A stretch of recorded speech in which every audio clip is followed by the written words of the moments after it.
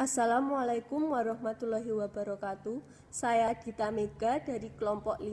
Di sini saya akan menjelaskan mengenai database terdistribusi. Sebelumnya saya akan mengenalkan kelompok 5 yang terdiri dari saya Gita Mega, Deo Azhar, Alfiah Nur, dan Lailin Tisori. Pokok pembahasan topik database terdistribusi yaitu definisi database terdistribusi, alasan penggunaan database terdistribusi, tipe basis data terdistribusi, struktur basis data terdistribusi, 5 topologi, keuntungan penggunaan database terdistribusi, kerugian penggunaan database terdistribusi, rancangan database terdistribusi, pilihan untuk mendistribusikan database, replikasi data, keuntungan dan kerugian replikasi data, jenis-jenis replikasi, implementasi database terdistribusi, dan yang terakhir, arsitektur DBMS terdistribusi. Definisi database terdistribusi yaitu sebuah database logik yang tersebar secara fisik di antara komputer-komputer yang berada di lokasi berbeda yang dihubungkan dengan perangkat komunikasi. Alasan penggunaan database terdistribusi yaitu otonomi dari unit bisnis yang letaknya berjauhan, pertukaran data, biaya komunikasi data, kehandalan komunikasi data dan biaya, keragaman sistem aplikasi, pemutakhiran database, dan proses analisa dan transaksi. Tipe basis data terdistribusi. Terdapat dua tipe data terdistribusi. Satu, homogen.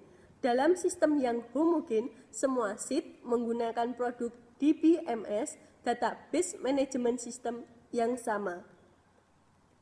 Sistem homogen lebih mudah dirancang dan diatur.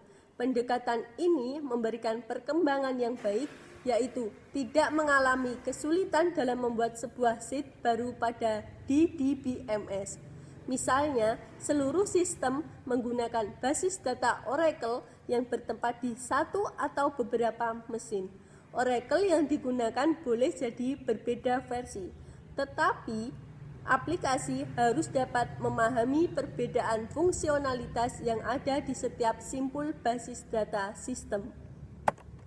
Berikut gambar tipe basis data terdistribusi homogen. Yang kedua, tipe basis data terdistribusi heterogen. Sistem basis data heterogen yaitu sistem di mana setiap tempat yang berbeda menjalankan DBMS yang berbeda, baik relasional DBMS atau non-relasional DBMS. Misalnya, dalam basis data terdistribusi, sedikitnya satu sistem bagian tidak menggunakan basis data Oracle. Agar dapat saling berkomunikasi, perbedaan ini dapat menjembatani dengan menerapkan Oracle Transparent Gateway yang menggunakan layanan heterogen pada server Oracle dan agen yang spesifik terhadap sistem pada sistem non-Oracle. Berikut gambar tipe basis data terdistribusi heterogen. Struktur basis data terdistribusi ada 5 topologi. 1. Fully connected network. Penjelasan. Ciri utama dari topologi Massive Fully Connected adalah setiap perangkat komputer dalam jaringan ini saling terhubung secara penuh. Dengan kata lain, jika 5 komputer dalam jaringan, maka setiap komputer terkoneksi dengan 4 komputer lainnya. Keuntungan sistem ini jika digunakan memiliki tingkat availability atau ketersediaan yang tinggi, karena masing-masing komputer di dalam jaringan akan terhubung secara langsung antara satu dengan lainnya. Kerugian sistem ini jika digunakan, link atau hubungan yang terjadi akan banyak sekali sehingga akan membutuhkan biaya yang besar dan tidak cocok bila diterapkan dalam skala yang besar, misalnya setingkat corporate. Yang kedua, partially connected network. Ciri utama dari topologi mass partial connected adalah tidak semua komputer saling terhubung satu sama lain. Beberapa komputer dan jaringan ini saling terhubung, namun beberapa lainnya tidak saling terhubung. Pada sistem LAN dengan jenis partially connected network, terdapat 3 topologi utama yang paling sering digunakan, yaitu bus, star, dan ring. Topologi jaringan ini kemudian berkembang menjadi topologi tree yang merupakan topologi kombinasi. Keuntungan sistem ini, jika digunakan koneksi tidak harus terjalin ke semua node atau titik, sehingga biasanya instalasi lebih rendah. Kerugian sistem ini, jika digunakan, kontrol manajemen tidak terjamin dan untuk masalah ketersediaan atau availability menjadi lebih rendah. Ketiga, tree connected network. Cara kerja dari topologi tree adalah dengan membentuk sebuah jaringan yang menggunakan sistem dengan pohon bercabang. Dalam topologi tree terdapat sistem yang bertingkat yang nantinya digunakan sebagai media interkoneksi antara setal yang setiap interkoneksi mempunyai hierarki yang berbeda-beda. Topologi tree memiliki satu kabel utama atau backbone yang menghubungkan beberapa hub dalam jaringan. Hub menghubungkan beberapa klien dan merupakan pusat kendali jaringan. Komunikasi dari data atau untuk klien juga harus melalui hub. Keuntungan sistem ini mendukung untuk digunakan pada jaringan komputer skala besar. Pengembangan atau penambahan pada jaringan juga dapat dilakukan atau mudah dilakukan. Selain itu, identifikasi kerusakan serta manajemen dapat dilakukan dengan mudah. Kerugian sistem ini, jika kabel utama atau backbone mengalami kerusakan, maka seluruh jaringan akan terganggu. Selain itu, aliran data pada jaringan dengan topologi ini cenderung lambat, kemudian terjadinya collision sangat tinggi. Keempat, ring network. Topologi ring atau topologi cincin adalah suatu aturan, skema, konsep, ataupun cara yang digunakan dalam menghubungkan satu komputer dengan komputer yang lainnya, di mana rangkaian membentuk titik-titik yang masih titik terhubung dengan dua titik dalam satu jaringan. Topologi ini sering digunakan di banyak perusahaan. Karakteristik topologi ring ini dapat dilihat di mana token akan melewati titik-titik atau node, kemudian memberikan apakah informasi dari sumber digunakan pada titik yang akan dilewati. Maka jika iya, token akan memberikan data dari sumber tersebut dan kembali berjalan. Namun jika tidak, maka token hanya melewati titik saja dengan membawa informasi.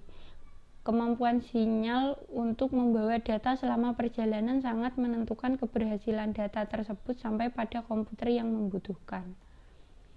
Cara kerja dari topologi jaringan ini adalah menjadi repeater, yaitu penguat sinyal atau node yang lain, entah itu sebelum node atau sesudahnya. Itu artinya setiap perangkat komputer nanti akan sama. Saya akan melanjutkan menjelaskan dari jenis topologi ini, yakni topologi ring network. Yang selanjutnya, cara kerja dari topologi jaringan ini adalah menjadi repeater, yaitu penguat sinyal untuk node yang lain, entah itu sebelum node atau sesudahnya. Itu artinya, setiap perangkat komputer nanti akan sama-sama bekerja sama supaya bisa mendapatkan sinyal dari komputer terdahulunya. Barulah kemudian akan dilanjutkan pada node sesudahnya. Selanjutnya, keuntungan sistem ini jika digunakan biaya instalasinya juga lebih murah. Koneksinya cukup stabil. Dilihat dari segi pemakaian, kabelnya juga lebih hemat. Mudah dalam melakukan pelacakan atau pengisolasian saat terjadi kesalahan pada jaringan dan tidak membutuhkan switch, hub, dan bridge. Tetapi kekurangan sistem ini jika digunakan prosesnya ada kesalahan pada satu titik saja. Hal ini bisa menyebabkan terjadinya kesalahan pada semua jaringan. Kinerja komunikasi topologi ring ini ternyata bergantung pada jumlah titik jaringan dan konfigurasinya lebih sulit. Yang kelima adalah star network. Penjelasannya yakni topologi star atau bisa disebut juga topologi bintang adalah suatu metode atau cara untuk menghubungkan dua atau lebih komputer dengan jaringan yang berbentuk star, di mana topologi jaringan berupa konvergensi dari node tengah ke setiap node atau pengguna, sehingga semua node atau titik terkoneksi dengan node tengah tersebut. Selanjutnya pada topologi star, setiap komputer host memiliki kabel tersendiri yang terkoneksi langsung dengan perangkat pusat, hub, switch, multi-point repeater, atau bahkan multi-station access unit atau bisa disebut MAU melalui sistem. Kabel yang digunakan biasanya jenis unshielded twist pair atau bisa disebut dengan UTP, atau bisa menggunakan jenis kabel koaksial and fiber optic cable. Nah, keuntungan sistem ini jika digunakan bersifat fleksibel, keamanannya tinggi. Jika rusak, jaringan tetap berjalan. Tetapi kerugian sistem ini juga jika digunakan biaya mahal karena menggunakan banyak kabel.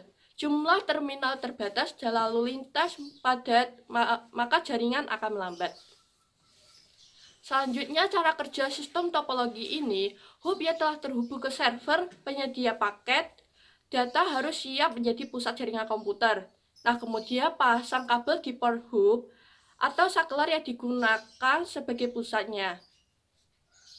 Jika setiap kabel sudah dipasang, sambungkan kabel ke komputer yang digunakan sebagai klien atau pengguna. Dengan demikian, setiap pengguna atau klien akan mendapatkan data yang sama dengan yang dimiliki server sebagai pusat dan juga sumber paket data. Jika memutuskan untuk menggunakan topologi star untuk membuat jaringan komputer, maka harus membuat setiap komputer yang digunakan sebagai pengguna dilengkapi dengan kabel. Dapat dikatakan, jika memiliki 50 unit komputer klien atau pengguna, nah, diperlukan 50 unit kabel sehingga jaringan topologi star ini dapat bekerja dengan baik dan optimal di setiap komputer pengguna. Dan saat mengirimkan data antar perangkat, maka data tersebut akan melewati hub dan switch terlebih dahulu untuk diteruskan kepada perangkat yang dituju. Di sini beberapa keuntungan dari database terdistribusi. Yang pertama, meningkatkan kepercayaan. Yang kedua, pengendalian lokal terhadap data. Yang ketiga, pertumbuhan modul. Yang keempat, biaya komunikasi rendah. Yang kelima, respon cepat untuk query tertentu. Dan yang terakhir adalah server atau database pusat dapat bekerja lebih efisien. Tetapi ada juga kerugian dari database terdistribusi ini, yaitu pertama, biaya software mahal dan rumit. Yang kedua, biaya proses tinggi. Yang ketiga, integritas data terbuka. Yang keempat, respon lambat untuk query tertentu. Yang kelima, menambah kebutuhan penyimpanan. Yang terakhir adalah keamanannya. Nah, rancangan database terdistribusi. Yang pertama itu adalah alokasi data. Nah, alokasi data ini memiliki dua jenis, yakni fragmentasi data dan replikasi. Nah, fragmentasi data ini data yang dalam tabel dipilah dan disebar ke dalam sejumlah fragmen. Tiap fragmen disimpan di sejumlah simpul yang berbeda-beda. Fragmentasi dapat berbentuk fragmentasi horizontal atau pemilah record data, atau fragmentasi vertikal, pemilih hafal atau atribut data. Ada 3 macam diantaranya, fragmentasi horizontal, fragmentasi vertikal, dan fragmentasi campuran. Dan replikasi. Replikasi ini adalah sistem memelihara sejumlah salinan atau duplikat tabel-tabel data. Setiap salinan tersimpan dalam simpul yang berbeda yang menghasilkan replikasi data. Ya, baik. Selanjutnya adalah pilihan untuk mendistribusikan database. Ada 4 pilihan, yaitu yang pertama adalah replikasi data. Untuk replikasi data sama artinya dengan menduplikasikan data atau menyalin data yang didistribusikan ke situs yang berbeda. Untuk yang kedua adalah partisi horizontal. Untuk partisi horizontal digunakan dalam sebuah tabel baris. Jadi terdapat pada baris dari tabel yang didistribusikan ke situs yang berbeda juga. Untuk partisi vertikal sama seperti partisi horizontal, bedanya hanya untuk partisi vertikal terdapat pada kolom dari tabel yang didistribusikan ke situs yang berbeda. Yang keempat adalah kombinasi dari ketiganya. Jadi untuk mengcopy atau menduplikat data lalu dimasukkan pada baris dan juga kolom tabel. Untuk yang selanjutnya adalah replikasi. Keuntungan dari replikasi data dan juga kekurangan dari replikasi data. Keuntungannya adalah dapat dipercaya karena mengcopy data itu pasti dari sumber yang benar atau sumber yang data database yang sudah jadi atau sudah fix. Yang kedua adalah responnya cepat. Yang ketiga, menghindari dampak integritas transaksi terdistribusi, lalu memasangkan kembali node yang sudah pernah mati,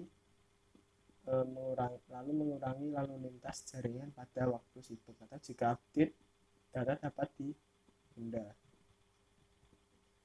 Untuk kerugian dari replikasi data atau kekurangan dari replikasi data yaitu membutuhkan tambahan penyimpanan data karena data yang terdapat pada database itu akan didistribusikan kembali atau dicopy ke situs kan. Nah, itu akan mengakibatkan data yang penyimpanan yang membengkak. Yang kedua adalah membutuhkan waktu tambahan untuk operasi update. Ya, karena replikasi data kan mengcopy atau menduplikat database. Jadi apabila yang satu diupdate, maka yang duplikatnya juga harus diupdate. Untuk kompleksitas dan biaya update juga akan membengkak atau lebih banyak. Yang keempat, integritas yang terbuka terhadap data yang tidak benar jika data tidak diupdate. Jadi akan menjadi data yang tidak benar apabila data yang Anda copy atau Anda duplikat tersebut tidak diupdate secara terus-menerus. Oleh karena itu direkomendasikan lebih baik replikasi data digunakan hanya untuk data yang read only atau yang hanya bisa dibaca saja. Selanjutnya adalah jenis dari replikasi. Ada dua jenis dari replikasi, yaitu push replication dan juga pull replication. Untuk push replication itu adalah situs yang diupdate untuk mengirim perubahan tersebut ke situs yang lain. Jadi database master akan diupdate, lalu updatean ini akan dikirimkan ke situs yang menjadi distributor dari database master ini. Untuk pull replication, di sini apabila master database ini diupdate, maka situs yang distributor ini akan dapat mengatur apakah butuh di update atau tidak, atau butuh diproses update-nya atau tidak, seperti itu. Pada jenis push replication terdapat dua jenis juga, yaitu yang pertama snapshot replication, yaitu akan mengirimkan updatean secara periodik ke situs dari situs distributornya. Jadi updatean ini akan berlangsung secara rutin, jadi terjadwal.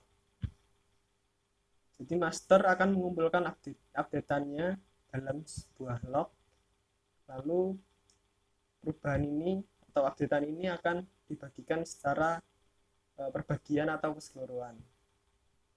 Yang kedua adalah near real time replication atau penyebaran update tanpa konfirmasi. Jadi dari master ke distributor itu update-nya tidak memerlukan konfirmasi, jadi secara otomatis akan terupdate, dan penggunaan dari user akan memicu updatean dari master ini.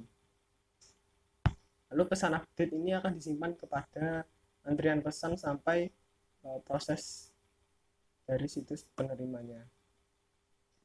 Untuk implementasi dari database terdistribusi yaitu adalah ATM pada bank. ATM ini mengerjakan fungsi manajemen jaringan dan berintegrasi dengan database management system, yaitu Network Database Management System atau NDBMS. NDBMS sendiri ini bekerja pada jaringan internet. Fungsi dari NDBMS ini adalah menerima permintaan dari nasabah atau menerima permintaan lalu melayani dengan ATM ini. Yang kedua adalah nasabah dapat mengakses layanan yang diberikan dari ATM ini. Yang ketiga adalah nasabah akan memberikan PIN untuk mengakses layanan yang diberikan, lalu mengkoordinasikan penggunaan layanan ATM antara nasabah dan antar bank. Selanjutnya adalah arsitektur dari DBMS terdistribusi. Untuk arsitekturnya sendiri dapat kita lihat di sisi kiri. Ini pertama mulai dari application program. Pada application program ini akan lanjut ke distribusi DBMS atau distributed DBMS. Nah, dari distributed DBMS ini akan masuk ke data repository. Nah, dari data repository ini akan dikembalikan ke distribusi DBMS. Dari distribusi DBMS akan dilanjutkan ke lokal DBMS. Dari lokal DBMS akan masuk ke database site 1. Nah, dari database site 1 ini akan menyimpan data-data yang telah dikirimkan dari aplikasi DBMS distribute, data repository, dan juga lokal DBMS ini. Setelah itu, data-data tersebut akan dikembalikan lagi kepada lokal DBMS dan kembali lagi ke aplikasi program. Dan begitu seterusnya hingga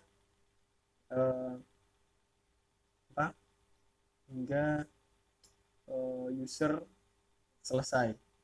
Setelah itu akan masuk ke communication control dan disambungkan ke database yang lain, dan sama dengan prosesnya sama dengan database site 1 yang tadi yang kiri. Cukup sekian penjelasan dari kelompok saya, kelompok kami. Kurang lebihnya mohon maaf. Wassalamualaikum warahmatullahi wabarakatuh.